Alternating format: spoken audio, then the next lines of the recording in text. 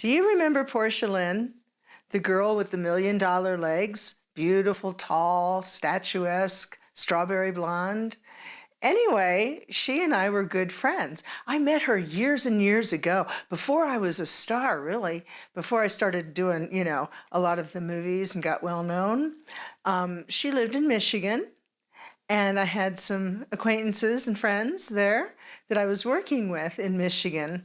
I was touring on the road, dancing in different clubs, gentlemen's clubs. This was because I had won the Miss Nude Galaxy contest, and being the only two-time winner, it was kind of like a feature thing, a cheap feature, because the expensive features were the ladies who made the movies and starred in the magazines and did centerfolds, stuff like that. So she and I met. We had, like I said, a couple mutual friends. One of them was one of her boyfriends, and she and I hit it off right away. We were good friends and had a lot in common. And we remained friends over the years. And I had my first son. I took some time off, obviously, I was married, when I first got into the movies. And at first I only worked with my husband and stuff. So I took some time off after having my first son, and then wanted to get back into work, for various reasons. We needed money, and it seemed like I was the only one who knew how to work a job. Anyway, so I wanted to get back into the business. And to do so, I needed to have kind of a steady place that I could stay now and then when I was in California.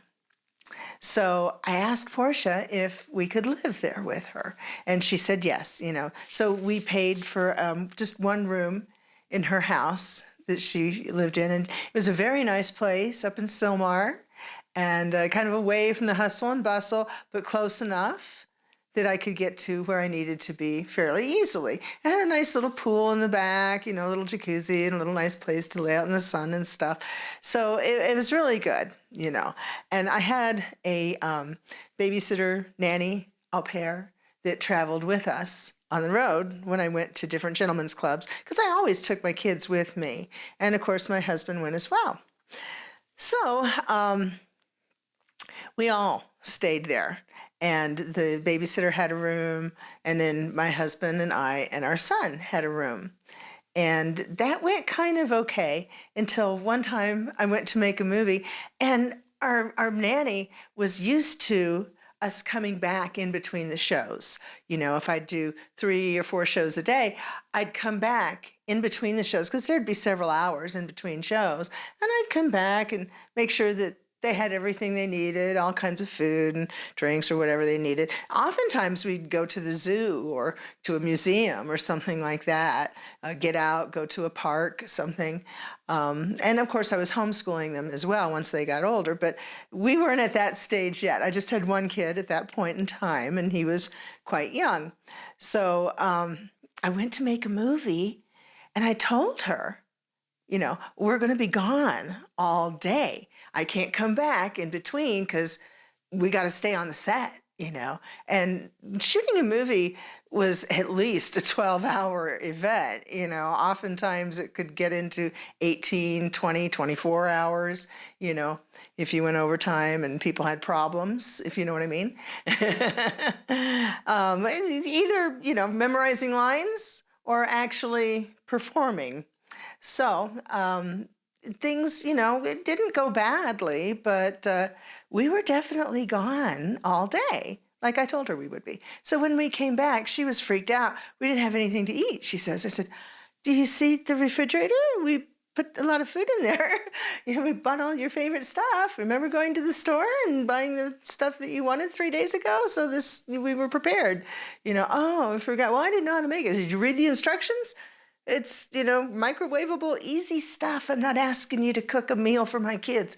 It's very easy. Microwave it. Read the instructions.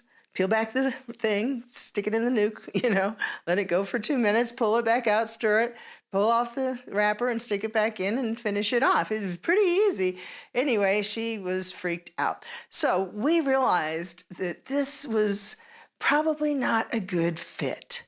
I mean, it worked when I was dancing on the road, but if I was going to be making more movies, which I did plan to do, this was not going to work with her. So we had to get a new babysitter. So we went to a service in LA for au pairs, right? And we interviewed several different ladies, and we finally settled on this lady, Helena, from Brazil. So she seemed okay, you know, she seemed nice, and she was, do you mind if I wear a bikini? Like, no, we don't care. We're cool like that. You don't know what you're getting into, honey. Anyway, she seemed okay. Time went on. We went back to Indiana, where we were based out of, and stayed there for a while, and she was cool. We went on the road. She seemed to be okay. And then we flew into San Francisco, and by this time I had 2 kids. Okay, my second son was like 3 months old. So we were at the airport. Bud went to go get the rental car, and she and I were with the kids and the suitcases, you know. So we got the suitcases to the curb, and we're waiting on Bud. And, you know, it's San Francisco. It's a pretty busy airport. So people are coming and going. There's a long line of traffic. It's going to take Bud quite a while to get to the rental car place, stand in line, get the rental car, and come back around through the airport. So we're waiting, right? All of a sudden, and she's got my youngest son in her arms. She says, "Oh, my friend." And she starts walking away with my kid. Now, I've got my other son who's now walking. They're 2.5 years apart.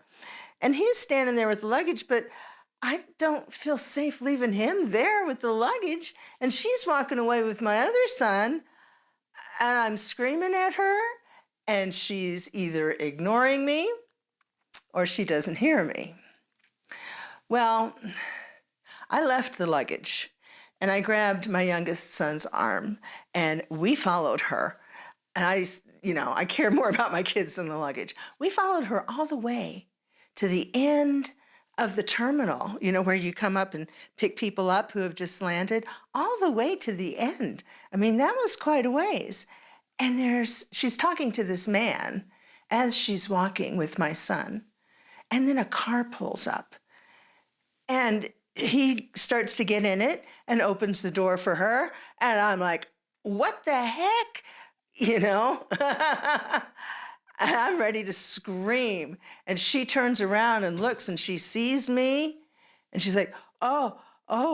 Now, I don't know, because I can't guess. I can guess, but I can't accuse.